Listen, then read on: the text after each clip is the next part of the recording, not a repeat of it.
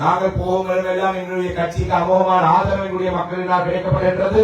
எங்களுடைய கட்சிக்கு கடந்த தேர்தலை விட இந்த தேர்தலில் அதிகமான ஆசனங்கள் வரக்கூடிய சூழல் இருக்கின்றது.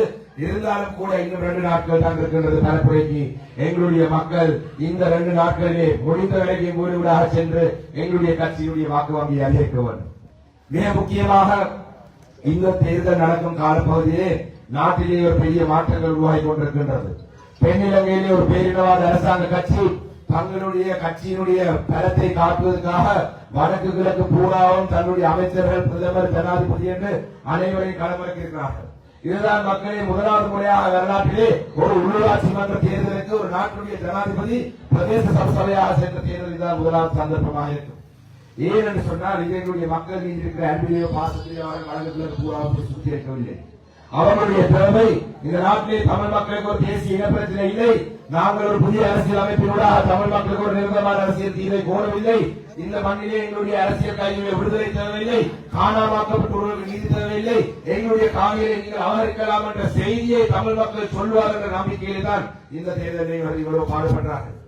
இதுக்கான பதிலடியக்கூடிய மக்கள் வழங்கி விடுவார்கள். இந்த வட்டாரத்திலே நான் நினைக்கின்றேன் வேற எந்த ஒரு கட்சியிலும் எங்களுடைய மக்கள் ஆதரவு அளிக்க மாட்டார்கள். இந்த கட்சியிலே இந்த வட்டாரத்திலே நான் நினைக்கிறேன் வேற ஒரு சின்னங்களிலே கலவரங்கள் இருப்பார்கள்.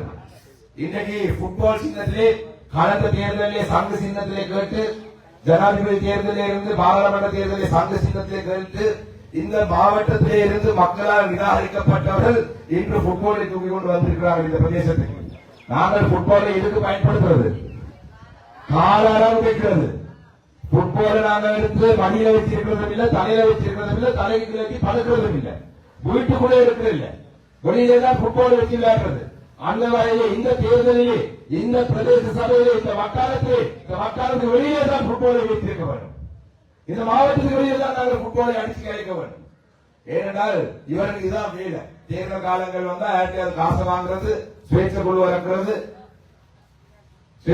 இறக்கிறது, அதனை தொடர்ந்து அதுக்கு சுயேட்சை குழுவினூடாக கொஞ்சம் காசு வாங்குறது, பிறகு எல்லா வட்டாரத்தையும் 10-15 வாக்குகளை சேர்த்து ஒரு உறுப்பினரை எடுத்தால் அந்த உறுப்பினரை போய் நிற்கிறது. இதுதான் வேலை. இதை செய்வதனூடாக இந்த கொக்கடுதோட கிராமத்தில் இருக்கிற மக்களுக்கு எந்த பயனும் இருக்காது. இன்னொரு தேர்தலை போட்டி போட்டு இன்னொரு கட்சியை பார்த்தால் டிஎம்டிபி பழைய கட்சி. இன்றைக்கு நான் மட்டக்களப்பு மாவட்டத்தில் இலங்கை தமிழரசு கட்சியின் தலைவராக இருக்கின்றேன்.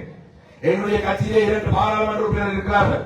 இந்த பிரதேசத்திலே இருக்கிற மக்களுக்கு ஒரு குறைபாடு வந்தால் இந்த வட்டாரத்திலே தெரிவு செய்யப்பட்ட பிரதேச உறுப்பினர் அந்த மக்களை அனைத்து எங்களை சந்திக்க வருவார்கள் என்றால் நாங்கள் மக்களுடைய பிரதிநிதிகள் மாவட்டத்திலே தமிழரசு கட்சியின் தலைவராக இருக்கின்றேன்.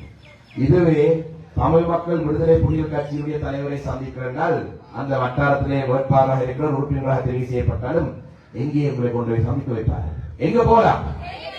ஜெயிலுக்கு போய் பார்க்கிறதற்கு எங்களுடைய மக்களை கொக்கடித்தோடவே முட்டாளராக இருக்க மாட்டார்கள். அதுவும் சாதாரண ஜெயில போய் பார்க்கிறார்கள். அது மோசமான செயல்பாடுகளை செய்ததற்கு வேறையாக ஒரு பிரதேசம் வைத்திருக்கிறார். அங்கேதான் இருக்கிறார்களா? இனி நிரந்தரமாக அங்குதான். அந்த வகையிலே இந்த வட்டாரத்திலே படகு சின்னமானது லைட் உள்ளே மதில் சிவரொட்டியாகத்தான் இருக்கவே தவிர ஒருவருடைய வீட்டிலே வாக்காக இருக்கக்கூடாது. அந்த வகையிலே இந்த வெயில் நேரம் நீண்ட நேரமாக நீங்கள் காத்துக் கொண்டிருப்பீங்க. இன்னும் பல விடயங்களை சொல்றதுக்கு எங்களுக்கு விருப்பமா இருந்தாலும் கூட என்னுடைய சக பாராளுமன்ற உறுப்பினர் டாக்டர் ஸ்ரீநாத் அவர்கள் பேசி அடுத்த கூட்டங்களுக்கு போக வேண்டும் என்பதன் அடிப்படையிலே ஒரே ஒரு விடயத்தை மாத்திரம் நான் சொல்லி என்னுடைய உரையை முடித்துக் கொள்வேன். இந்த கொக்கடிச்சோள பட்டிப்பட பிரதேச சபையிலே இந்த முறை இலங்கை தமிழரசு கட்சி ஆட்சி அமைக்கிறது உறுதி செய்யப்பட்ட ஒரு விடயம். அந்த பிரதேச சபையிலே கொக்கடிச்சோள வட்டாரத்திலே ஒரு பிரதேச உறுப்பினர் இந்த வட்டாரத்தில் இருந்து தெரிவு செய்யப்பட போறது உறுதி செய்யப்பட்ட ஒரு விடயம். நாங்கள் அனைவரும் ஓராணியாக நின்று எதிர்வரும் மே மாதம் 6ஆம் தேதி நடைபெற இருக்கும் தேர்தலிலே இலங்கை தமிழரசு கட்சி சார்பில் 2 பேரை நாங்கள் உருவாக்குவோம் என்ற செய்தியை சொல்லி விடைபெறுகிறேன். நன்றி, வணக்கம்.